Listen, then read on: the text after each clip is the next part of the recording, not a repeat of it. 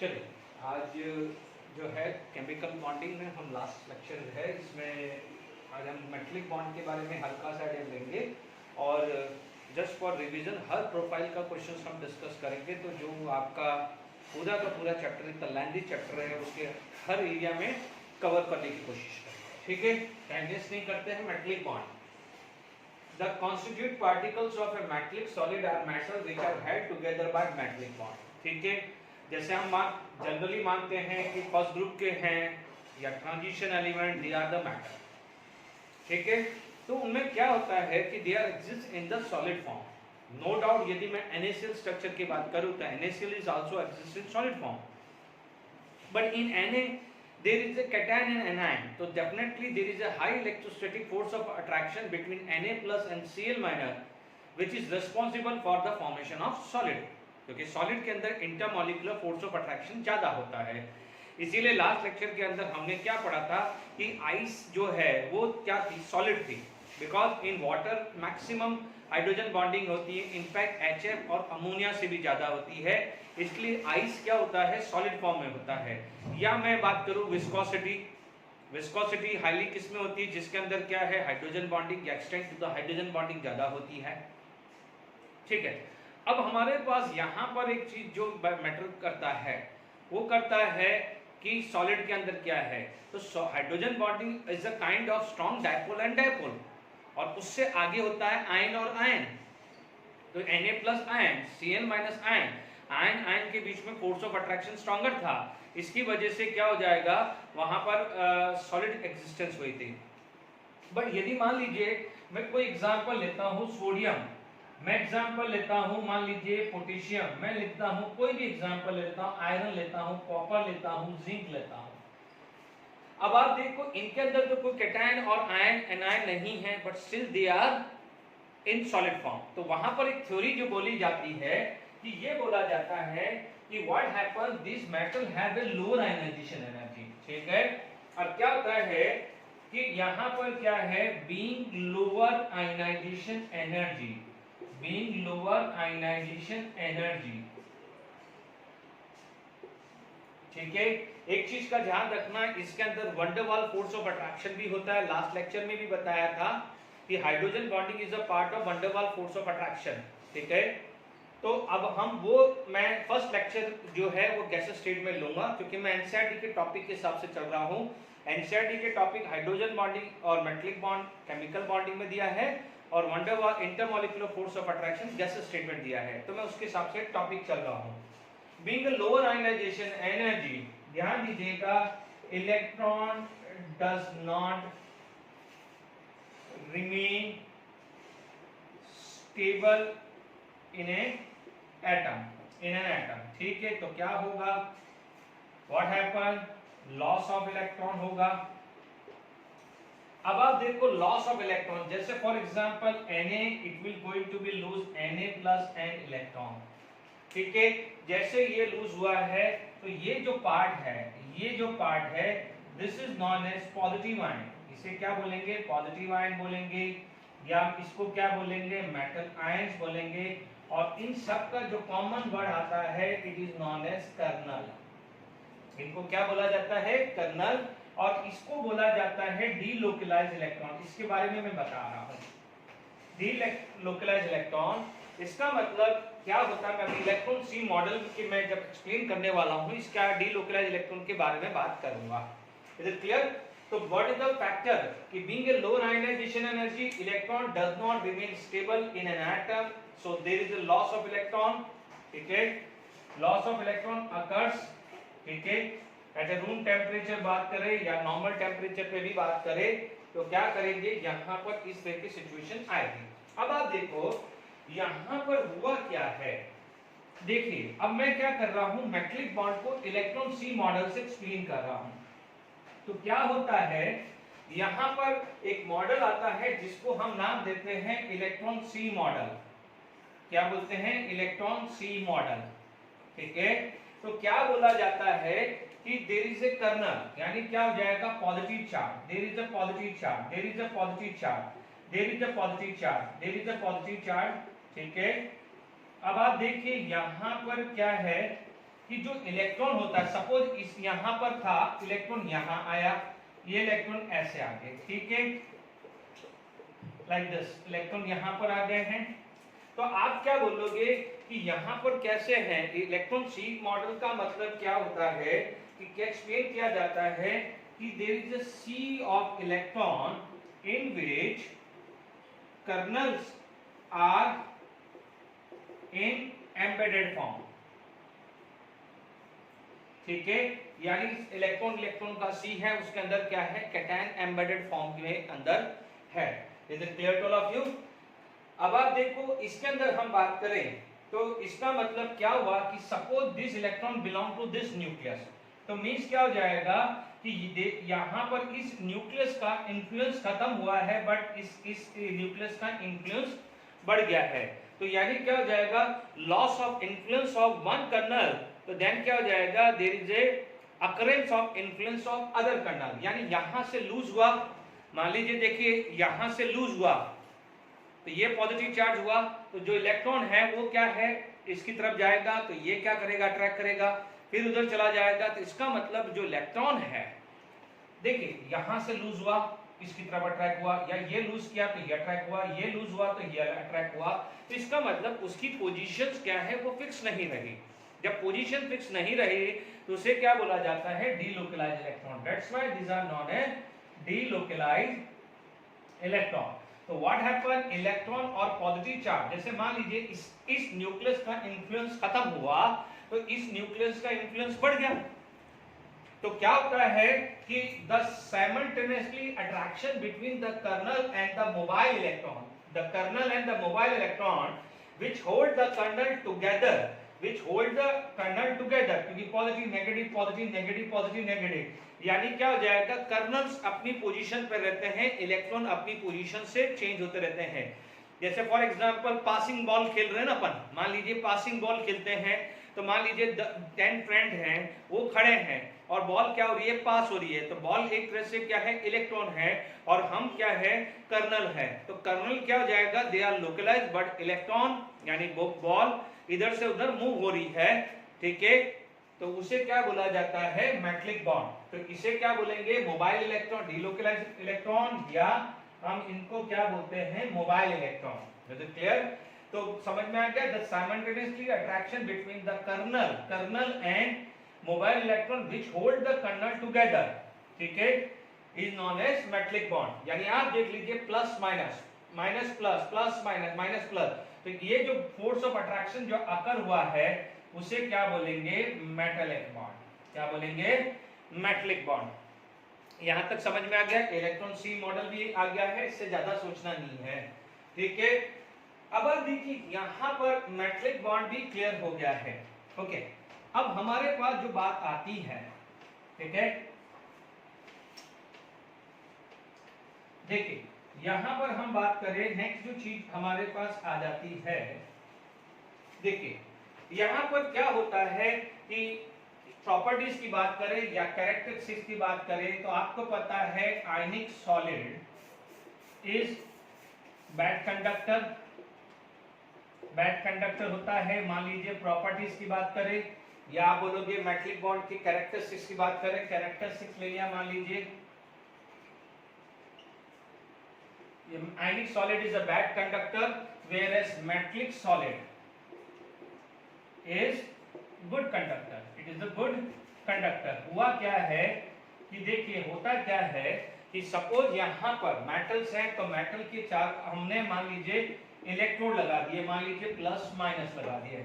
अब आप देखो यहां पर क्या होते हैं, इलेक्ट्रॉन्स होते हैं, ठीक है, ये प्लस चार्ज, ये प्लस चार्ज, तो व्हाट हैपन, यहां पर जो थे इलेक्ट्रॉन वो क्या होते हैं, वो अट्रैक्ट हुआ पॉजिटिव इलेक्ट्रॉन, तो पॉजिटिव होता है, तो इसकी वजह से क्या होता है, फ्लो ऑफ इलेक्ट्रॉन होता है, एंड फ्लो ऑफ इलेक्ट्रॉन आएगा तो क्या होगा, कंडक्टिविटी डेवलप होती है, ठीक है, कंडक्टिविटी डेवलप होती है। यहां तक क्लियर हो गया कि it is why it is good conductor. दूसरा क्या हो जाता है, they are malleable and ductile, metals are malleable and ductile, initial भी पढ़ा होगा, ठीक है, malleable and ductile, time waste नहीं कर रहा हूं। यहां पर एक होता है कि एक कर्नल के सराउंडिंग 8 या 12 नेबर्स होते हैं, ठीक है, यानी एक एटम के सराउंडिंग कितने होते हैं, 8 या 12 होते हैं। कुछ में 8 होते हैं, कुछ में 12 होते हैं। ये जब आप सॉलिड स्टेट पढ़ोगे तो वहां पर ये क्लियर होगा। कोऑर्डिनेशन नंबर, इनको क्या बोला जाता है, कोऑर्डिनेशन नंबर।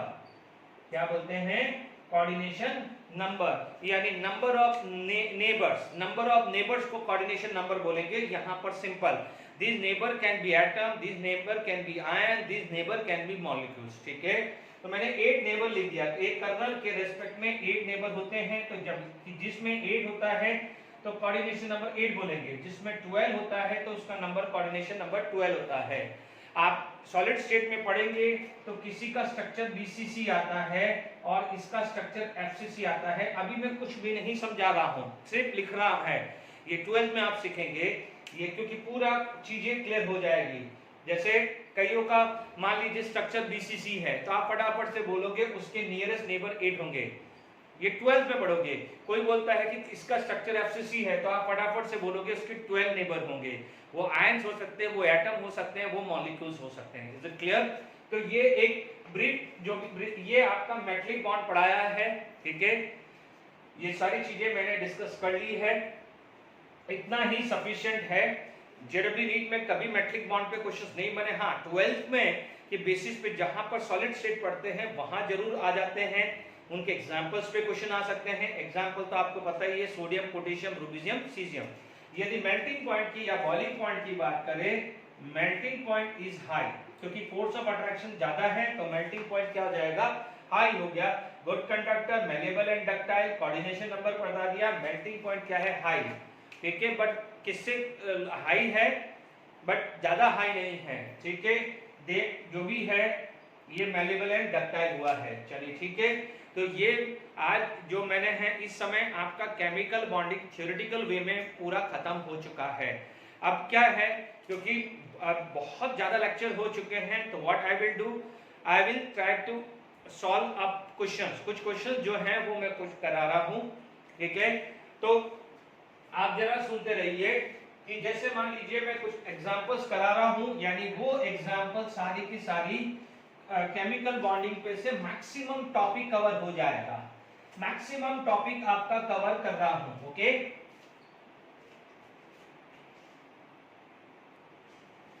चलिए बढ़िया से फटाफट से बहुत अच्छे क्वेश्चंस हैं ये सारे, मैं आपके लिए ला रहा हूं। Find the total number of polar molecule. Polar molecules का मतलब नॉन सिमेट्रिकल स्ट्रक्चर, ज्यादा सोचना नहीं है। Non symmetrical structure, non symmetrical. अब आप देख लीजिए, आपको दिख रहा है ये क्या है, नॉन पोलर, ये नॉन पोलर, ये नॉन पोलर। क्योंकि देखिए ये तो आपको पता ही है, यहाँ पर आ चुका है। PFCl3 की बात करें तो ये पोलर है, ये पोलर है। This is non polar, this is non polar, this is polar and this is non polar. How many आया, तो आपका आंसर कितना आ जाएगा, 3 आ जाएगा। आप देख सकते हैं ये वाले स्ट्रक्चर, ये स्ट्रक्चर है lone pair 0 surrounding same, lone pair 0 surrounding same, lone pair 0 surrounding same, lone pair 0 surrounding same. पहले तो ये हो गया। HCF2 का शेप देखें तो लीनियर होता है, आप ये CPR थ्योरी पढ़ चुके हैं। This is the structure of HCFF, ठीक है, ये लोन पेयर है, ठीक है, ये लोन पेयर आया। तो ये भी क्या है, नॉन पोलर होगा, डायपोल मोमेंट 0। NO2 का भी लीनियर शेप ही है। अब देखो BF2Cl2 है, तो BF2Cl2 होगा ये ऐसा कुछ स्ट्रक्चर आएगा। हालांकि यहाँ माइनस होना चाहिए, BF2Cl2 माइनस। तो अब आप देखिए सराउंडिंग एटम डिफरेंट है। मैंने कहा जब सराउंडिंग एटम डिफरेंट है तो नॉन सिमेट्रिकल आएगा, तो वो हटा दो। क्योंकि देखिए sp3 तक तो चला सकते हैं अपन, कम से कम sp3 तक तो चला सकते हैं। अब आप देखो ये दो स्ट्रक्चर है। बैंड थ्योरी क्या बोलती थी कि एक्सियल प्लेन में मोर नेगेटिव जाएगा, ठीक है। अब आप देखो यहाँ पर एक्सियल प्लेन में कौन जाएगा, मोर नेगेटिव, अब देखो लेस नेगेटिव कहाँ गया, यहाँ पर सराउंडिंग सेम है तो इस वाले का डायपोल मोमेंट 0 आ गया और इसका सेपरेट डायपोल मोमेंट 0 आ गया, क्योंकि ये वाली लीनियर है, ये PCl3 इधर है और PF2 इधर है, ठीक है, तो आपका डायपोल मोमेंट क्या जाएगा 0। बट यहाँ पर एक क्लोरीन है और क्लोरीन है तो ये वाले में डायपोल मोमेंट 0 हो गया, बट ये वाले डायपोल मोमेंट में ये वाले केस में नॉन जीरो है, ये केस में 0 है। एक्सियल में 0 तो इक्वेटोरियल में नॉन जीरो, जबकि यहाँ पर एक्सियल में भी 0 है और इक्वेटोरियल में भी 0 है, क्योंकि ये सिमेट्रिकल है, ये सिमेट्रिकल है, डायपोल मोमेंट 0, यहाँ सिमेट्रिकल है, डायपोल मोमेंट 0, बट यहाँ पर नॉन सिमेट्रिकल, बट हमें तो ओवरऑल देखना पड़ेगा ना। तो ये पोलर हुआ, this is polar and this is polar, ये तो आपको पता है सीसॉ शेप है, SF4 का सीसॉ शेप है, इज इट क्लियर। तो आपके पास हाउ मेनी आया, तो 3 मॉलिक्यूल्स आ गए हैं, ये बहुत अच्छा क्वेश्चन आ गया है। अब देखिए आपसे पूछा गया how many are planar, planar के लिए कौन कौन से होते हैं, लीनियर, ट्रायगोनल प्लेनर, यही 2 प्लेनर है, और स्क्वायर प्लेनर है, 3 प्लेनर है, linear, trigonal planar and square planar, इसके अलावा कोई प्लेनर नहीं है। यहां पर इसने बोला है planar as well as non polar, ऊपर वाले में नॉन पोलर था सिर्फ, तो नॉन पोलर यानी जो जिसका डायपोल मोमेंट 0 था, बट यहाँ पर डायपोल मोमेंट 0 भी चाहिए, साथ के साथ प्लेनर भी चाहिए। अब आप देखिए यहाँ कार्बन sp है तो एज वेल एज ये sp2 है, तो और sp2 ये आया है, लीनियर शेप है, तो ये क्या हो जाएगा, सेम ही है, तो ये क्या होगा, dipole moment 0 as well as linear shape, ठीक है। यहाँ पर C3O2 इसी तरह का स्ट्रक्चर होता है, this is the structure of C3O2, इसे बोला जाता है बच्चों कार्बन सब ऑक्साइड, क्या बोलते हैं, कार्बन सब ऑक्साइड। तो ये सब लीनियर ही आ रहा है, डायपोल मोमेंट 0, क्योंकि ये दोनों सेम है, ये दोनों सेम है, तो आपका स्ट्रक्चर एक तो ये आ गया है, दूसरा ये आ गया है। BF3 भी क्या होता है, ट्रायगोनल प्लेनर। अब आप देखो यहाँ पर C3O2 आ गया है, ओके, ये BF3 आ गया है, CCl4 डायपोल मोमेंट 0 है बट नॉन प्लेनर नहीं है, ठीक है, ये क्या हो जाएगा, टेट्राहेड्रल है, this is octahedral, this is square planar, ठीक है, ये सब में कहीं नहीं है। तो यहाँ पर आपके पास जो टोटल जो आएगा वो ये 4 है। देखिए ये टी शेप है, ये टी शेप है, CLF F ये लोन पेयर है, ठीक है। तो आपके पास टी शेप में ऐसा है, this is just like this one, ठीक है। तो आपके पास क्या है, this is other plane, this is other plane, तो आपके पास कितने स्ट्रक्चर हो गए हैं, ठीक है। दिस इज डायपोल मोमेंट 0, यहाँ पर क्या हो जाएगा, डायपोल मोमेंट 0 आ गया है, is it clear. Dipole moment 0 and all are planar, तो ये 1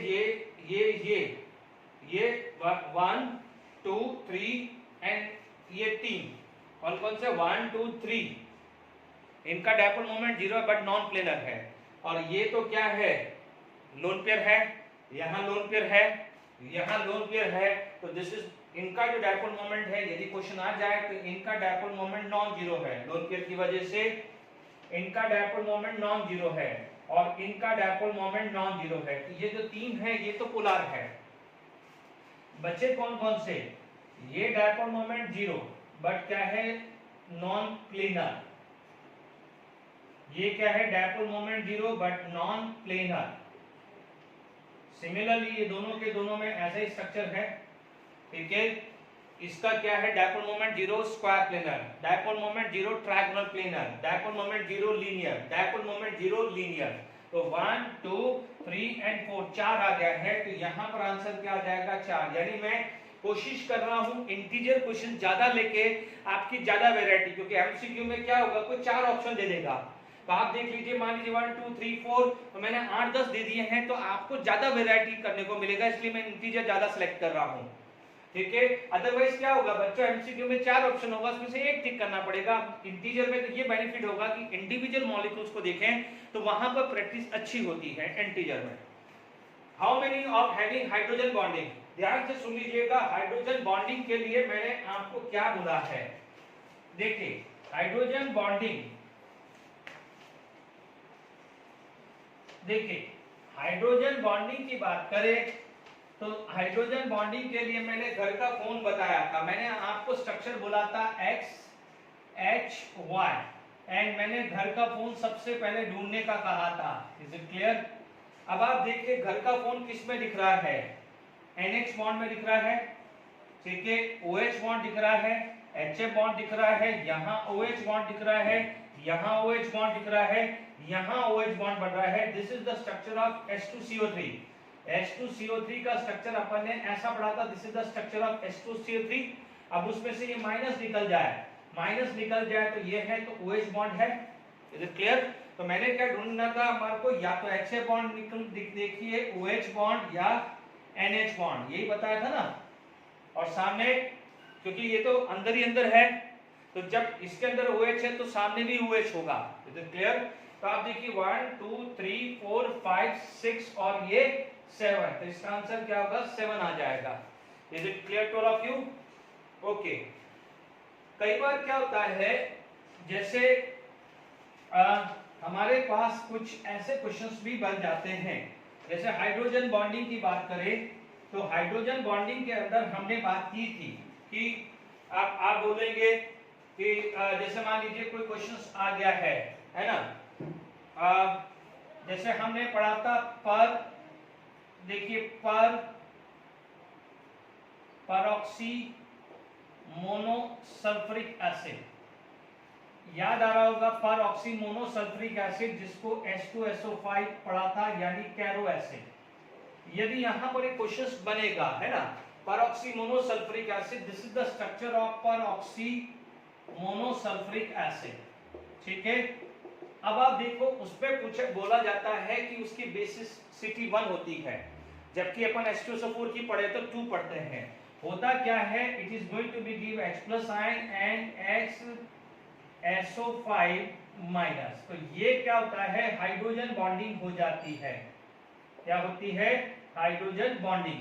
यानी ये स्ट्रक्चर अज्यूम किया जाता है, इट इज जस्ट लाइक जैसे ये आया, ठीक है, O-, ये पर ऑक्सी ये आया, ठीक है। तो ये क्या होता है बच्चों, ये निकल जाता है, बट ये निकलना मुश्किल हो जाता है, क्योंकि ये भी निकल जाएगा तो डाइबेसिक बन जाएगा। बट ये क्या होता है, यहाँ पर हाइड्रोजन बॉन्डिंग आता है। याद करिए आपको क्या पढ़ा है, XHY, याद देख लीजिए, X ऑक्सीजन है, X ये है और Y ये है, तो आप क्या बोलोगे, यहाँ पर आ गया है intramolecular hydrogen bonding, intramolecular hydrogen bonding.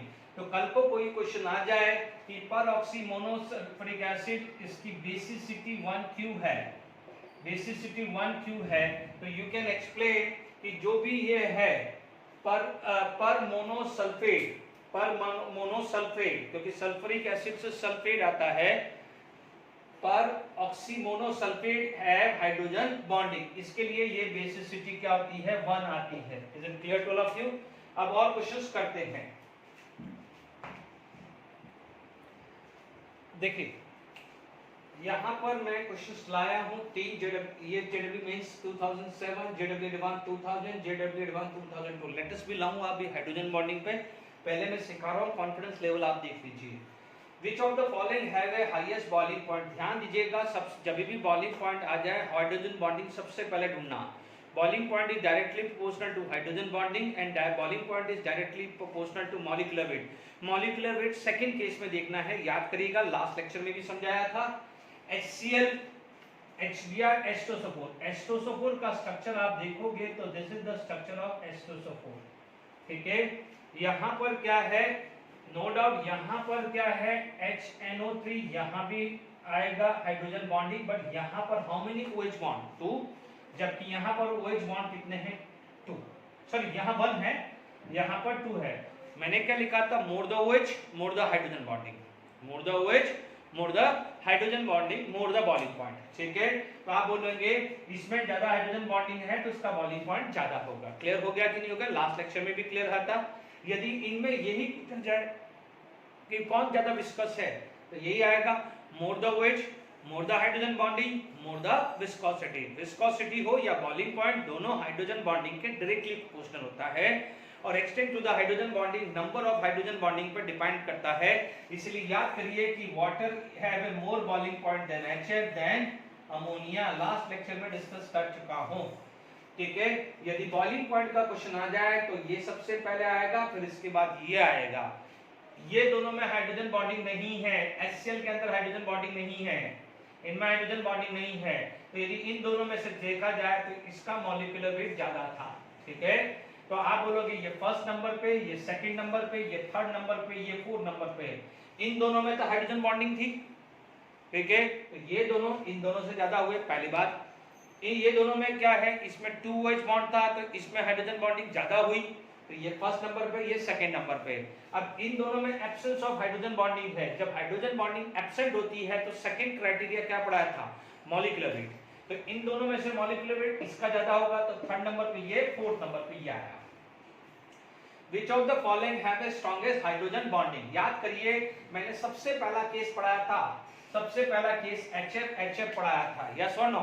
तो आप देखेंगे HF, ठीक है, HF, ठीक है। यहाँ पर ये तो हाइड्रोजन बॉन्डिंग होगी नहीं, ये होगी, बट आप देखेंगे ये दोनों केस कब आएगा, यानी आप यहाँ पर देखेंगे JEE में 2007 का क्वेश्चन है, इज इट क्लियर। तो सबसे पहले आपका आएगा HF आता है, is it clear to all of you. बात समझ में आ गई कि नहीं आएगी, ओके। यहाँ पर आपको ये चीज ध्यान रखना है, ये दोनों में से निकालना है, क्योंकि यहाँ पर अट्रैक्टर सेम है। बच्चों प्लीज इधर ध्यान दीजिएगा, कंफ्यूज मत होना। यहाँ पर ये देखिए, यहाँ पर सबसे पहले तो आपको X देखना पड़ेगा, ये X देखना पड़ेगा ना। यहाँ पर X कौन है, फ्लोरीन। तो पहले फ्लोरीन ही यहाँ पर डेफिशिएंसी ज्यादा क्रिएट करेगा, तो ये अट्रैक्शन बढ़ेगा कि नहीं बढ़ेगा, ठीक है। इन दोनों में से निकालना है तो में ऑक्सीजन जाता है, क्योंकि ऑक्सीजन के अंदर दो लोन पेयर है, तो एक बिजी हुआ है तो एक लोन पेयर। यहाँ पर क्या है 1 2 3 4 दिस, तो ये बिजी है तो ये दोनों में रिपल्शन क्रिएट हुआ, तो इन दोनों में से निकालना हो तो ये जाएगा। बट यहाँ पर आप OH है, यहाँ पर HF है, तो यहाँ पर क्लियर का डिफरेंस है, तो गलती मत करना। आप बोलोगे लास्ट लेक्चर में तो सर आपने नाइट्रोजन बताया था, बट नाइट्रोजन में जो HX बॉन्ड है, HX बॉन्ड है वो सेम था, इज इट क्लियर। तो ये चीज का ध्यान रखना है, यहाँ पर बहुत कंफ्यूजन क्रिएट हो सकता है, तो ध्यान दीजिएगा। यहाँ पर आपको मैं क्लियर कट जो चीजें हैं वो बता रहा हूं, समझ लीजिए। आपको कोई कंफ्यूजन आए तो सबसे पहले HX देखना है, तो मैं आपको क्या लिख रहा हूं, FH,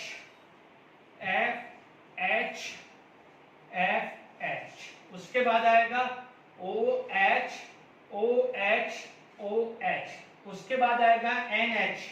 यानी सबसे पहले आपका फोकस होना चाहिए HX का, क्योंकि देखिए बच्चों ये इलेक्ट्रॉन छीन रहा है, तो सबसे ज्यादा ये छीनेगा, तो सबसे ज्यादा डेफिशिएंट ये होगा ना। हमें क्या चाहिए, Q1 into Q2, ठीक है। अब यहाँ पर आप क्या डाल रहे हो उस पर डिपेंड करेगा, is it clear to all of you. अब यहाँ पर आप क्या डाल रहे हो, नाइट्रोजन डाल रहे हो या ऑक्सीजन डाल रहे हो या फ्लोरीन डाल रहे हो। आप क्या डाल रहे हो, नाइट्रोजन डाल रहे हो या ऑक्सीजन डाल रहे हो या फ्लोरीन डाल रहे हो। यहाँ पर आप क्या है, नाइट्रोजन डाल रहे हो या ऑक्सीजन डाल रहे हो या फ्लोरीन डाल रहे हो, ये मैटर करेगा। ये केस आपके पास बन गए हैं, ठीक है, ओके, ठीक है। तो अपने पास से बना लिया अपन फटाफट से। देखिए ये जो चीज है ध्यान रखना है, यहाँ पर ये लोन पेयर बिजी हो गया है, तो दिस इज द ट्रेंड। यानी सबसे पहले आप क्या देखेंगे, ये जो ट्रेन है, यहाँ पर एक लोन पेयर था, यहाँ पर क्या हो जाएगा, ये इसमें बिजी हो गया, ये बिजी हो गया, बट यहाँ पर दो ने रिपल्शन दिया है, इसीलिए this is the final trend. ये स्ट्रेंथ का जो है ये मैंने आपको ऑर्डर बता दिया है, बट ध्यान दीजिएगा आपको सबसे पहले देखना है HX करेगा, क्योंकि जितना ज्यादा इलेक्ट्रोनेगेटिव होगा यहाँ पर डेफिशिएंसी उतना क्लियर होगा। यहाँ पर ये एक्सेप्टर है, ये डोनर, एक्सेप्टर डेफिशिएंट ज्यादा होगा तो Q1 ज्यादा होगा, डोनर Q2 है। अब Q2 के अंदर लोन पेयर फैक्टर भी है, लोन पेयर बढ़ेगा तो रिपल्शन बढ़ेगा, is it clear to all of you.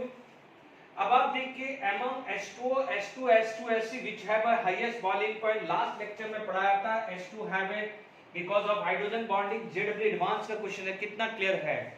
ठीक है, हमने ट्रेंड पढ़ा था H2O, उसके बाद H2TE, H2SE और H2S, क्योंकि ये दोनों के अंदर हाइड्रोजन बॉन्डिंग नहीं थी, तो यहाँ पर molecular weight boiling point is greater than molecular weight. But उससे पहले क्या देखना है, जिसका हाइड्रोजन बॉन्डिंग है उसको सबसे पहले डाल दीजिए। Is it clear?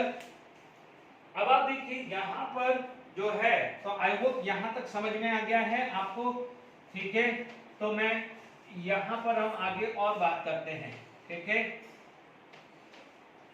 देखिए अब मैं यहाँ पर एक दो क्वेश्चंस और करा के फिर मैं और दूसरे प्रोफाइल पे जाऊंगा। मैंने आपको पोलार और ये क्या है, ध्यान दीजिए, ये OH है, ये कार्बोक्सिलिक एसिड है। कार्बोक्सिलिक एसिड के अंदर हमने पढ़ा था, लास्ट लेक्चर के अंदर पढ़ा था, carboxylic acid can form dimer.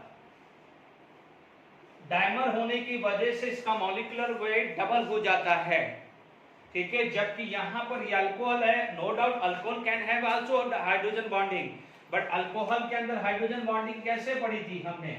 ऐसे पढ़ी थी, ठीक है? ऐसे पढ़ी थी, यानी all are molecules are independent, जबकि ये क्या हो जाता है, डाइमर फॉर्म हो जाता है। ये आप जब 12th स्टैंडर्ड ऑर्गेनिक में पढ़ोगे तो ये सारी चीजें वापस आएगी वहां पर, बट क्वेश्चंस मैंने लिख दिया है, तो यानी डाइमर ज्यादा स्ट्रॉन्गर हुआ। तो अब आप देख लीजिए 3 and 1 and 2, देखिए इसके अंदर तो OH बॉन्ड है नहीं, आप बोलोगे ये है। बच्चों ये स्ट्रक्चर जब आप देखोगे तो कार्बोक्सिलिक एसिड का ये this is the structure of aldehyde, तो ये OH बॉन्ड है, ये OH बॉन्ड है, बट इसका बॉइलिंग पॉइंट क्यों ज्यादा हो गया? क्योंकि ये डाइमर फॉर्म होता है, because of hydrogen bonding it is going to be form dimer due to H bonding, ठीक है? ये आप 12th स्टैंडर्ड में वापस से पढ़ोगे, तो आप देख लीजिए 312 कहां आया? दिस।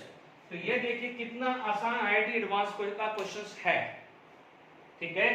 तो आई होप यहां तक क्लियर हुआ है। कई बार आप ये चीज देखेंगे, ठीक है? तो आई होप यहां तक समझ में आ गया। जब आप 12th स्टैंडर्ड में कोऑर्डिनेशंस कंपाउंड पढ़ेंगे, क्या पढ़ेंगे? Coordinations compound. ध्यान से समझ लीजिए, हाइड्रोजन बॉन्डिंग आप हर जगह पढ़ेंगे, हर जगह काम आएगी, ठीक है? अब देखिए यहाँ पर कई बार क्या होता है कि यदि कोई कोऑर्डिनेशंस कंपाउंड है, कोऑर्डिनेशंस कंपाउंड है, जैसे कोऑर्डिनेशन कंपाउंड CuSO4.5H2O, ये वर्ल्ड फेमस एग्जांपल है। ले देखिए इसी पे आता है, एक बार IIT एडवांस पे भी आ चुका है इस पे क्वेश्चन, और एक बार JW मेन 2019 में भी आ चुका है। तो ध्यान दीजिएगा कि हर का कोऑर्डिनेशन नंबर फिक्स होता है। जैसे कॉपर का कोऑर्डिनेशन नंबर क्या होता है? 4 होता है। ये आप 12th स्टैंडर्ड में पढ़ोगे। आप कहां पढ़ोगे? रीड इन 12th स्टैंडर्ड, ठीक है? तो अब आप देखिए क्या होता है, यहां पर जो वाटर है वो क्या होता है? लिगेंड की तरह वर्क करता है, और जो कॉपर आयन है वो इलेक्ट्रॉन एक्सेप्टर होता है, एंड ये लिगेंड का मतलब होता है इलेक्ट्रॉन डोनर, क्योंकि ऑक्सीजन के ऊपर लोन पेयर है तो वो इलेक्ट्रॉन डोनर की तरह करेगा।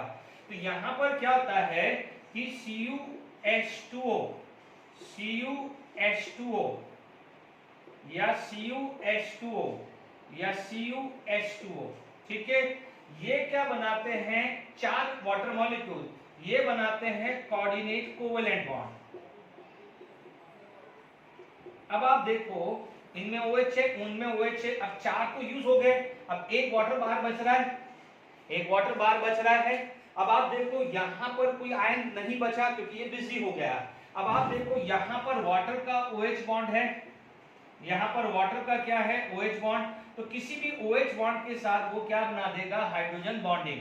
तो यानी क्या हो जाएगा? 4H2O कोऑर्डिनेट बॉन्ड बना रहा है विद Cu2+ एंड 1H2O क्या बना रहा है? Hydrogen bonding.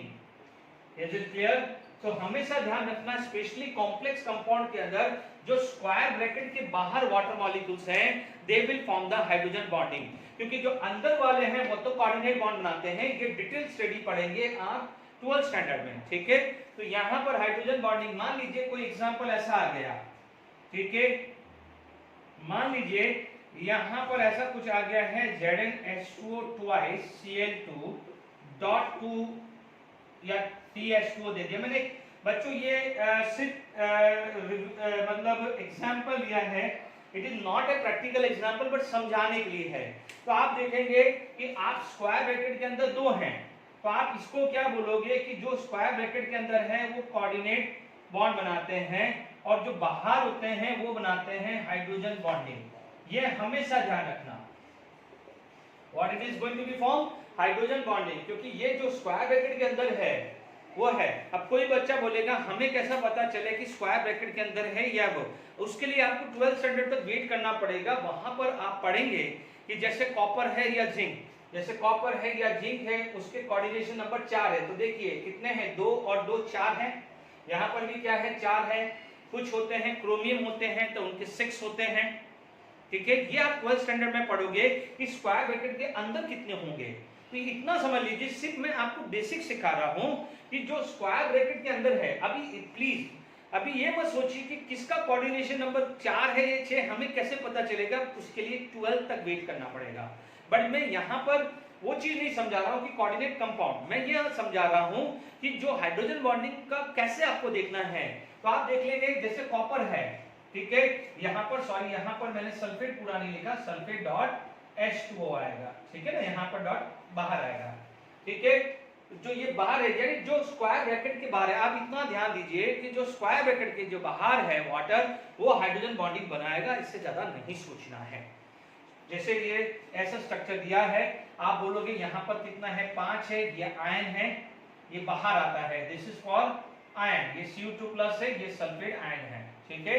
एक हाथ देना, मैं जानता हूं कि कुछ बच्चे यहां पर कंफ्यूजन होंगे, बट मैं उसकी मजबूरी है क्योंकि पूरा का पूरा कोऑर्डिनेटेड कंपाउंड पूरा 12th में है कि उसकी कंडीशंस क्या होती है, क्या क्या रिक्वायरमेंट होती है, कैसे फॉर्म होता है, तो वो तो पूरा 12th में आप पढ़ोगे होगा। मैं यहाँ पर हाइड्रोजन बॉन्डिंग का इतना यूज बता रहा हूँ कि जो कोऑर्डिनेशन नंबर, जैसे यहाँ पर कॉपर का कोऑर्डिनेशन नंबर कितना है, 4, तो 5 दिए हुए हैं तो 4 कर दीजिए। मान लीजिए यहाँ 6 दिया होता तो 4 ये होते, 2 बाहर होते, 7 दिया होता तो 4 अंदर होते, 3 बाहर होते हैं। तो ऐसे ध्यान रखना है।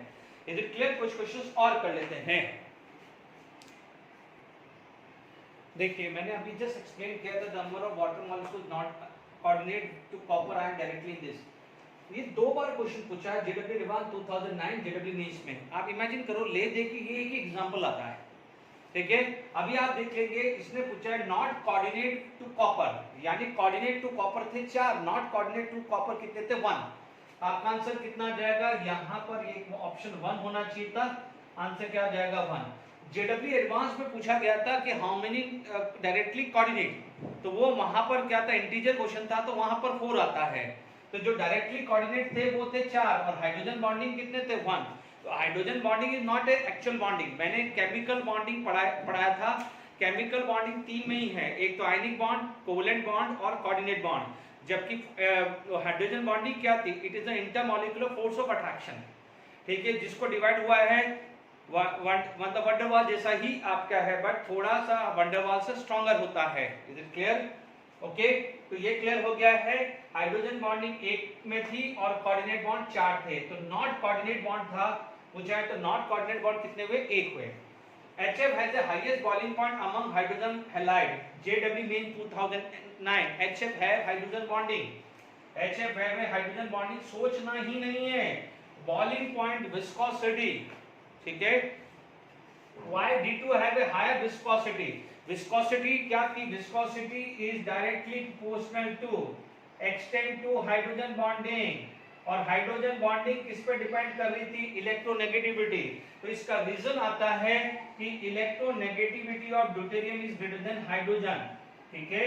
आपको पता है कि ड्यूटेरियम के अंदर यदि मैं बात करूं न्यूक्लियर चार्ज जो है वो ज्यादा होगा, या आप इतना बोलेंगे कि electronegativity of deuterium is greater than hydrogen, इतना समझ लीजिए। इसलिए डायपोल मोमेंट D2O का H2O से ज्यादा होता था। Boiling point of D2O is more than H2O, ये आप पढ़ोगे हाइड्रोजन चैप्टर के अंदर, ठीक है। फिर भी मैंने लिखा दिया है, विस्कोसिटी हायर है पहली बार, डायपोल मोमेंट हायर है दूसरी बार, तीसरी बार D2 have a higher boiling point. तो ये तीनों चीज लिख दीजिए। तो तीनों का रीजन है electronegativity of deuterium is greater than hydrogen, ठीक है। अब एक चीज है, ये बहुत इंपॉर्टेंट चीज आती है, very strong hydrogen bonding is occur in alkali metal fluoride. क्योंकि देखिए होता क्या है कि अभी अपन ने क्या पढ़ा है कि HF है हाइड्रोजन बॉन्डिंग पढ़ा है अपन ने। होता क्या है, जैसे मान लीजिए कोई एक एग्जांपल ले लेता हूं, क्या हुआ KF कंबाइंड विद HF, ठीक है। अब आप देखो यहां पर HF है, this is ionic bond. Ionic bond का मतलब K प्लस F माइनस। अब आप देखो अभी थोड़ी देर पहले पढ़ा है ना, क्या होगा, हाइड्रोजन बॉन्डिंग। हाइड्रोजन बॉन्डिंग आएगा तो this HF can exist in this form, ये इस फॉर्म में एग्जिस्ट होने लग जाएगा, बिकॉज ऑफ हाइड्रोजन बॉन्डिंग इस फॉर्म में एग्जिस्ट हो जाएगा। तो नेगेटिव को कौन बैलेंस करेगा, पॉजिटिव। तो इसीलिए कई बार आपको ऐसा देखने को मिलेगा, तो आप देखेंगे। और अभी अपन ने पढ़ा है दिस इज स्ट्रॉन्गेस्ट, क्योंकि ये आयंस है, दिस इज आयंस। देखिए एक था ऐसा, ठीक है, एक था ऐसा, दोनों में फर्क है। ये आयंस है और ये एटम है। तो आयंस का क्या होगा, इलेक्ट्रॉन रिच ज्यादा होगा कि नहीं होगा, तो ये वाला इससे स्ट्रॉन्गर हो जाएगा। ध्यान रखिएगा ये दोनों में फर्क है। ये आयंस है, तो आयंस अभी हमने क्या बोला था, आयंस स्ट्रॉन्गर था, उसके बाद क्या था, आयन डायपोल डाला था, ठीक है। फिर ठीक है, उसके बाद हाइड्रोजन बॉन्डिंग आया था, ठीक है। तो अपन ध्यान दीजिएगा, ये चीज हम आगे पढ़ेंगे, इंटरमॉलिक्यूलर फोर्स ऑफ अट्रैक्शन में भी स्ट्रेंथ में पढ़ेंगे। तो ये दोनों में फर्क है, ये और ये में फर्क है। This is HF is a molecule, जबकि ये आयंस है, दिस इज आयन। तो इसीलिए ध्यान रखना, ये आयंस है, ये मॉलिक्यूल्स है, तो दोनों की पोलैरिटी में तो फर्क आएगा कि नहीं आएगा। This is completely negative charge, this is partially negative charge, this is completely negative charge. ये तो दोनों में सेम है, this is same in both the case. यहाँ पर Q2 पार्शियल नेगेटिव चार्ज है, यहाँ पर Q2 कंप्लीटली नेगेटिव चार्ज है। तो फोर्स ऑफ अट्रैक्शन किसमें हायर होगा, इसमें हायर होगा कि नहीं होगा। Is it clear, very very important, this is a very very important, अच्छे से हाईलाइट करके लिख दीजिएगा। इज इट क्लियर, इसका एक्सप्लेनेशन इसके नीचे मैंने एक्सप्लेनेशन लिख दिया है। अब आई होप कंफ्यूजन क्लियर हो गया होगा। अब नेक्स्ट क्वेश्चन की तरफ मूव करते हैं। चलिए, find the number of species having fractional bond order. बहुत सिंपल है, सिंपल देख लीजिए, ऑड इलेक्ट्रॉन, जितने भी ऑड इलेक्ट्रॉन होंगे वो फ्रैक्शनल होगा। देख लीजिए ये ऑड है, कितने हुए हैं, 13, 15, 16, 15, 18, 12, 11, 6 plus 7, 13 plus 1, 14 एंड 14, है ना। अब आप ऑड देख लीजिए, जितने भी ऑड होंगे उनका फ्रैक्शनल होगा 1, 2, 3 एंड 4। तो आंसर कितना आ गया है, इसका 4 आंसर आ गया है। इधर clear to all you. Bond order less than 2, तो देख लीजिए F सिंगल बॉन्ड 2, 3, ये तो क्लियर हो गया है। यहाँ पर मॉलिक्यूलर ऑर्बिटल थ्योरी नहीं भी लगाओगे तो भी चला जाएगा। ये F single bond Cl, Cl, Br, Br, ये तो अपन को पता ही है, तो ये तो 3 आ गए। नाइट्रेट एंड कार्बोनेट, यस और नो, देख लीजिए NO3, ठीक है। How many pi bond, 1 divided into 3 part, तो इसका क्या हो जाएगा 1 + 1/3। ये तरीका है बॉन्ड ऑर्डर निकालने का। आप एक सिग्मा के लिए लिख लीजिए प्लस हाउ मेनी पाई, यानी क्या हो जाएगा 1 plus number of pi bond divided by number of sharing atom, है ना, यानी नंबर ऑफ शेयरिंग एटम होना चाहिए। ये एक पाई बॉन्ड है, 1 2 3, नया फॉर्मूला बता दिया मैंने। एक पाई बॉन्ड है, कितने ऑक्सीजन एटम है 1 2 3, तो ऐसा लिख दीजिए, ये वैल्यू आ जाएगी 1.33। तो ये भी आ गया है CO3 minus, this is the structure of CO3 minus, कितना है 1, हाउ मेनी पाई बॉन्ड 1, कितने ऑक्सीजन एटम है 3, तो ये भी 1.33 है, चेक कर लीजिएगा। O2 2 माइनस 16 + 2 18, यानी जस्ट लाइक ऐसे हुआ है, बॉन्ड ऑर्डर 1 हुआ है।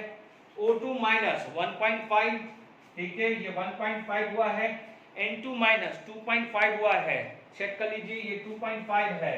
O2 2 प्लस, O2 कितना हुआ है 16, 16 में से 2 गए तो 14, 14 का मतलब यहाँ बॉन्ड ऑर्डर 2.5, ये 3, ये 1.5, ये 1 है। इधर क्लियर, यहाँ 1.33, 1.33, इन सब में 1 1 है। This is clear. Li2+, Li का कितना था, बॉन्ड ऑर्डर 1, 2+ है तो इसका बॉन्ड ऑर्डर हुआ 0.5, तो इसका मतलब ये भी आ गया है। He2 का 0 होता है बट He2+1 एक कम, इसका मतलब कितना हो गया है 0.5, चेक कर लीजिएगा। 1 2 3 4 5 6 7 8 9, फाइनल आंसर कितना गया है 9। इस टाइप के इंटीजर क्वेश्चंस हैं, मैंने इंटीजर भी समझ लीजिए या सब्जेक्ट भी समझ लीजिए, मैंने हर तरीके से क्लियर कर दिया है। अब आप देखो NO3 का तो ये स्ट्रक्चर आ ही गया है, पर याद करिए NO3 के अंदर, नाइट्रोजन के अंदर तो d ऑर्बिटल होता ही नहीं है, तो यहाँ पर तो क्या है p बॉन्डिंग आएगा, दिस इज p समझाया था, तो y की वैल्यू क्या हुई 0। अब आप देखो सल्फेट का स्ट्रक्चर आप देखें, this is the structure of sulphate, yes और नो, ये sp3 था। अब आप देखो ये क्या हुआ है d and this is d पढ़ा चुका हूं मैं। x की वैल्यू यहाँ पर कितनी हुई है 2 आई है, क्योंकि sp3 हाइब्रिडाइजेशन 6 + 2 8/2 4 आया है, ठीक है। अब आप देखो trimer of SO3, trimer of SO3 का भी शायद मैंने स्ट्रक्चर आपको बताया है, नहीं बताया है तो आप देख लीजिए। This is the structure of trimer of SO3, ये आएगा, ठीक है। इधर देख लीजिए, इन सब के अंदर कितना सिग्मा बॉन्ड है, 1 2 3 4 सिग्मा बॉन्ड है। 4 सिग्मा बॉन्ड का मतलब sp3, 4 सिग्मा बॉन्ड का मतलब sp3 तो 1 2 3 4 5 6 हुए ना, तो क्या हो जाएगा, हाउ मेनी पाई बॉन्ड 6, तो 6 + 2 आंसर आ जाएगा 8, 6 + 2 क्या आ जाएगा 8 आ जाएगा। इज इट क्लियर, यहाँ पर 6 आ गया, यहाँ पर 2 आ गया, यहाँ पर 0 होता है, ये मैंने सब सिखाया है। तो मैंने आपको p d की भी प्रैक्टिस करा दी, मॉलिक्यूलर ऑर्बिटल थ्योरी की भी करा दी, planar non planar dipole moment की भी प्रैक्टिस करवा दी थी हैं। एक आध क्वेश्चन थोड़ा आयनिक बॉन्ड साइड में ले जाता हूं, ठीक है। ये वाला क्वेश्चन जो है वो लगभग 1 to 4 लेक्चर जो है, जो भी इलेक्ट्रोवैलेंट बॉन्ड का लगभग रिवीजन है, ठीक है। ये क्वेश्चंस आपके लिए बनाया है। देखिए caesium chloride and caesium bromide and caesium iodide, यानी क्या हो जाएगा, सीजियम कॉमन है तो क्या है बिगर एनायन है, तो इसका मतलब क्या हो रहा है कि यदि हम लेफ्ट टू राइट जा रहे हैं, ध्यान रखना कभी भी ये ट्रेंड लिखा है तो इधर लेफ्ट टू राइट जाना है, ध्यान रखिएगा। तो क्या हो रहा है, इंक्रीजिंग आयनिक कैरेक्टर, ये P आ गया है। अब आप देखिए थर्मल स्टेबिलिटी की बात करें, ठीक है, तो क्या हो जाएगा, बॉन्ड लेंथ बढ़ रही है, बॉन्ड लेंथ बढ़ रही है तो थर्मल स्टेबिलिटी क्या हो जाएगी, डिक्रीज हो जाएगी, तो ये Q बन जाएगा, because bond energy are inversely proportional to bond length. Is it clear, तो decreasing order of thermal stability, क्योंकि यहाँ पर कैटायन कॉमन है, एनायन बिगर है, तो बिगर एनायन होगा तो बॉन्ड लेंथ से काम चला जाएगा। Is it clear to all of you, ठीक है। वो वाला फंडा मत लगाना पॉलीएटॉमिक एनायन और मोनोएटॉमिक एनायन, इसमें सिंपल लगा देना बॉन्ड लेंथ वाला, ठीक है। Increasing order the thermal stability दोनों आ गया है। लेटाइस एनर्जी होती है Q1 Q2 upon bond length, यदि बॉन्ड लेंथ बढ़ रही है तो लेटाइस एनर्जी डिक्रीज हो रही है, तो यहाँ पर क्या हो जाएगा, आपका बॉन्ड लेंथ बढ़ रहा है तो डिक्रीजिंग ऑर्डर, तो आप PQS भी ले सकते हो, decreasing order of lattice energy, ठीक है। यहाँ लेटाइस एनर्जी कम होगी क्योंकि बॉन्ड लेंथ ज्यादा है, तो यहाँ पर lattice energy is directly proportional to Q1 Q2 and inversely proportional to R। Bond length बढ़ रहा है तो लेटाइस एनर्जी क्या हो रही है, कम हो रही है। यदि मैं आयनिक कैरेक्टर की बात करूं तो नो, जब कोवेलेंट कैरेक्टर बढ़ा है तो आयनिक कैरेक्टर कम होगा, जब आयनिक कैरेक्टर बढ़ेगा तो कोवेलेंट कैरेक्टर कम होगा, ये तो रिवर्स है, क्लियर है, छोड़ दो। सॉल्युबिलिटी की बात करें तो अब आप देखो सॉल्युबिलिटी की बात करें तो आपके पास क्या हो जाता है, I- क्या है, बिगर आयन, ये दोनों क्या है, बिगर आयन है, ये क्या है, लार्ज साइज, ये क्या आ जाएगा, लार्ज साइज स्मॉल साइज, तो यहाँ पर डिफरेंस ज्यादा है, तो more the size more the solubility, more the size difference more the solubility, यानी यू जाएंगे तो सॉल्युबिलिटी क्या हो रही है, डिक्रीज हो रही है, तो there is a decrease in the solubility decrease है, बिकॉज जितना साइज डिफरेंस होगा तो इजीली टूट जाएगा, उतना सॉल्युबल ज्यादा होगा। ये भी लार्जर साइज है, ये भी लार्जर साइज है, तो the size difference is very less, ठीक है। तो यहाँ पर अपने पास बात आ गई है। अब देखिए यहाँ पर LiOH, NaOH एंड KOH है, तो दीज आर द आयनिक। अब आप देखो इन सब के अंदर मैं फटाफट से लिख देता हूँ इन सब के अंदर एनायन कॉमन है, तो सबके अंदर क्या हो जाएगा, increasing order of ionic character होगा। तो सबके अंदर तो टी तो आना ही आना है, सबके अंदर टी आना ही है, क्योंकि डाउन द ग्रुप जाने पे क्या होता है, आयनिक कैरेक्टर बढ़ जाता है। अब बात आती है थर्मल स्टेबिलिटी की, तो अब हमारे को डिवाइड करना है पॉली एटॉमिक और डाई एटॉमिक।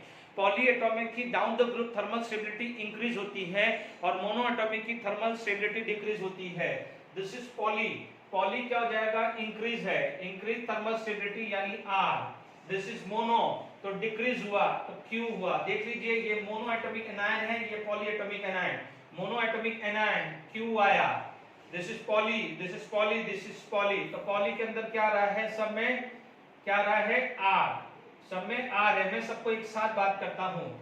लैटिस एनर्जी की बात करें तो नो डाउट आपको क्या है, सबका अंदर देखेंगे, अब इन सब के अंदर साइज ही जाएगा, तो बॉन्ड लेंथ क्या हो जाएगी, बढ़ रही है, बॉन्ड लेंथ बढ़ रही है तो लैटिस एनर्जी डिक्रीज हो रही है, तो क्या हो जाएगा, लैटिस एनर्जी वाला क्या है, एस। तो सबके अंदर डाउन द ग्रुप जाने पे क्या है, लैटिस एनर्जी कम हो रही है, क्योंकि क्या हो रहा है बच्चों, देख लीजिए, आप देखेंगे सबके अंदर क्या है, एनायन कॉमन है, कैटायन के ऊपर चार्ज सेम है, एनायन के ऊपर भी इस cation charge anion charge same है, यानी Q1 Q2 Q1 Q2 Q1 Q2 इन सब के अंदर Q1 into Q2 तो सेम है, तो सारा का सारा फोकस R पे चला जाएगा।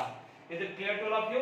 आई बस में तो यहाँ भी Q1 Q2 सेम था, सारा फोकस R पे चला गया था, तो ये सब के अंदर भी क्या हो जाएगा, S होगा, डाउन द ग्रुप क्या हो जाएगी, लैटिस एनर्जी डिक्रीज हो जाती है। ठीक है, तो यहाँ तक क्लियर हो गया कि नहीं हो गया, बात समझ में आ गई है? जितनी स्मॉलर साइज होती है उतनी लैटिस एनर्जी ज्यादा होती है। क्लियर हुआ? अब बात आती है सॉलिबिलिटी। सॉलिबिलिटी के अंदर आपको क्या है, स्मॉलर आयन और बिगर आयन देखने पड़ेंगे। Is it clear? तो यहाँ पर क्या हो जाता है, ये सब क्या होते हैं, स्मॉलर आयंस होते हैं, तो क्या है, जितना ज्यादा डिफरेंस होगा, हालांकि ये तो फर्स्ट ग्रुप वाले हैं, तो फर्स्ट ग्रुप में तो वैसे ही डाउन द ग्रुप क्या होती है, सॉलिबिलिटी इंक्रीज होती है। ठीक है, तो क्या है, बिगर आयन है, तो यहाँ पर सॉलिबिलिटी इंक्रीज कहाँ हुआ है, बी में। आप चेक कर लीजिएगा, ये बी, ये बी, ये बी आ गया है, इनमें उल्टा होता है, तो ये आ जाएगा यू, इनमें क्या हो जाएगा, ये आपका क्या हो जाएगा, यू आ जाएगा। Is it clear to all of you? ठीक है, तो यहाँ पर आप ध्यान से समझ लीजिएगा, इसकी solubility down the group increases. ठीक है, सॉलिबिलिटी इंक्रीजेस। ओके, यहाँ तक क्लियर हो गया है? तो आप देख सकते हैं कि यहाँ पर इसकी सॉलिबिलिटी और इसकी solubility down the group decreases होती है, यस और नो? सेकेंड ग्रुप के सल्फेट और सेकेंड ग्रुप के क्या है, कार्बोनेट की डाउन द ग्रुप क्या हुई है, सॉलिबिलिटी इंक्रीज हुई है, डिक्रीज हुई, इन दोनों की क्या हुई, डिक्रीज हुई, बाकी सबकी लगभग क्या हो जाती है, इंक्रीज हो जाती है। Is it clear to all of you? यहाँ पर स्मॉल, इन दोनों में लार्ज डिफरेंस है, लार्ज डिफरेंस है, लार्ज डिफरेंस है। ठीक है, यहाँ पर भी जनरली लार्ज डिफरेंस के हिसाब से काम कर सकते हैं। ठीक है, यहाँ पर अपन को देखना पड़ेगा, एफ है ना, ओके, तो यहाँ पर भी बात कर सकते हैं। ठीक है, तो अपना क्लियर हो गया है यहाँ पर? ओके, तो अपना ये आ गया है TQSV, क्योंकि this is OH is bigger, smaller ion, smaller anion, smaller anion, this is bigger ion, bigger bigger, तो ये सब बिगर है।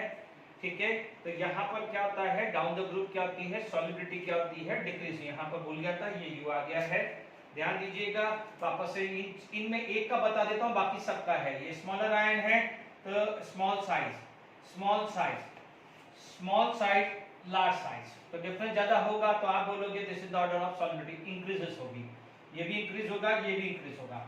यहाँ पर क्या हो जाएगा, लार्ज साइज, स्मॉल साइज, क्या है, लार्ज साइज, लार्ज साइज, है ना, इन सब में यही है, तो ऑर्डर क्या हो जाएगा, ये आ जाएगा। ठीक है, तो इसलिए यहाँ U आया है, इन सब में क्या आया है, V बना है। आई होप मैंने यहाँ पर आपको पूरा की तरह से रिवाइज कर दिया है। चलिए यहाँ पर मान लीजिए हमारे पास कोई क्वेश्चंस बना देते हैं।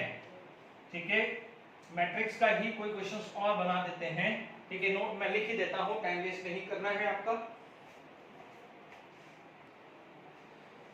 देखिए, ये मैंने कुछ क्वेश्चंस बनाया है, CH3COH will form dimer. Dimer का रीजन क्या है, अभी थोड़ी देर पहले पढ़ा था कि carboxylic acid is going to be form dimer due to the hydrogen bonding. इसका मतलब इसका क्यू है, ये मैच द फॉलोइंग है, यानी सिंगल ऑप्शन होगा। ठीक है, अब आप देखो B2H6 विल फॉर्म डाइमर, हमने पढ़ा था बनाना बॉन्ड 3 सेंटर 2 इलेक्ट्रॉन बॉन्ड, जिसको अपन ब्रिज बॉन्डिंग भी बोलते हैं। This is also known as bridge bonding, this is also known as bridge bonding. ठीक है, तो ये ब्रिज बॉन्डिंग पढ़ा है, तो इसका आंसर क्या आ जाएगा, एस आया। आप BF3 does not form dimer because कि BF3 के अंदर क्या होता है, बैक बॉन्डिंग होती है, इसलिए डाइमर फॉर्म नहीं होता है। CH3 ये क्या होता है, जब आप ऑर्गेनिक में पढ़ेंगे तो क्या हुआ है, ये इलेक्ट्रॉन है, ठीक है, this is the structure H है। और आपको पता है कोवेलेंट बॉन्ड की कंडीशंस क्या होना चाहिए, अनपेयर्ड इलेक्ट्रॉन होते हैं।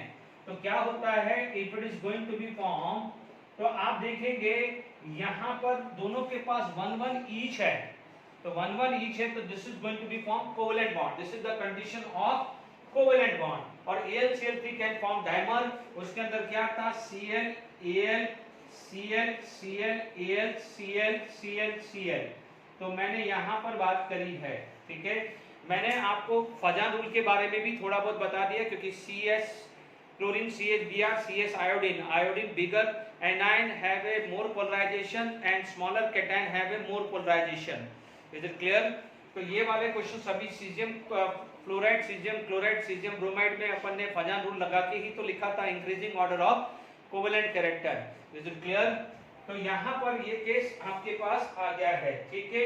एक हम क्वेश्चन कर लेते हैं, जेडब्ल्यू एडवांस का क्वेश्चन था 2014 का, ठीक है, उसमें कुछ स्ट्रक्चर्स दिए हुए हैं, ठीक है, और उसमें ये बॉन्ड बोला है, क्योंकि टाइम के हिसाब से क्या है, बार बार स्ट्रक्चर लिखना पड़ेगा, तो मैं क्या करता हूं, यहाँ पर स्ट्रक्चर बना देता हूं और आपके पास ये स्ट्रक्चर आ जाएगा। जैसे फॉर एग्जांपल आपके पास इस टाइप का स्ट्रक्चर था, सॉरी मैंने गलत बना दिया, हाँ ठीक है ऐसे ही था, ये हाँ ये था और ऐसा था, एक स्ट्रक्चर ये था, एक स्ट्रक्चर जो था वो एक ऐसा था,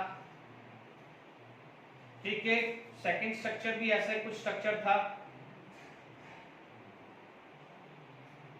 ठीक है। यहां पर हम बात कर ले, रब कर ले, ठीक है, ये आपका B आ गया है A, this is B, this is C, and यहां पर जो D था वो कुछ इस टाइप का था,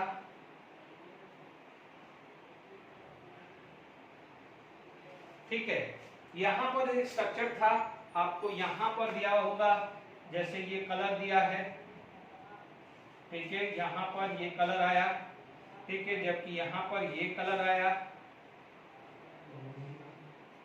ठीक है, ये क्या है आपके पास, ये कलर ऐसा आ गया है, जैसे इसका ये कलर आया है ना, ये कलर आया, ये ठीक है। यानी मैं जो कलर बना रहा हूं, ये जो कलर मैं बना रहा हूं वो हो सकता है कि एक एनर्जी को इंडिकेट कर रहा है। मतलब आपको मैं जो चीज समझाना चाह रहा हूं ध्यान से समझ लीजिए, मतलब कलर है, हो सकता है ये कलर इसको दे दे और ये कलर इसको दे दे, उससे कोई मतलब नहीं है। आप ये चीज समझ लीजिए, यहाँ पर 4 ऑप्शंस रखे गए थे, ठीक है, आप देखेंगे यहाँ पर मान लीजिए P Q R S है, this is IIT advance 2014 questions, IIT advance 2014 का क्वेश्चन है ये, ठीक है। अब देखो इसमें तो ऑप्शंस बना सकते हैं, ठीक है, मान लीजिए एक D delta bonding molecular orbital ले लिया, एक ऑप्शन मान लीजिए ले लिया डी डेल्टा ABMO टाइप ले लिया, ठीक है, एक ले लिया क्या हो जाएगा P पाई D पाई BMO ले लिया, और क्या ले लिया, एक P पाई D पाई ABMO ले लिया, ठीक है। ध्यान दीजिएगा, हमारे को पता है कि जब S ऑर्बिटल होता है तो सिग्मा, P ऑर्बिटल होता है तो सिग्मा, और साइड ओवरलैपिंग होती है तो पाई और डेल्टा।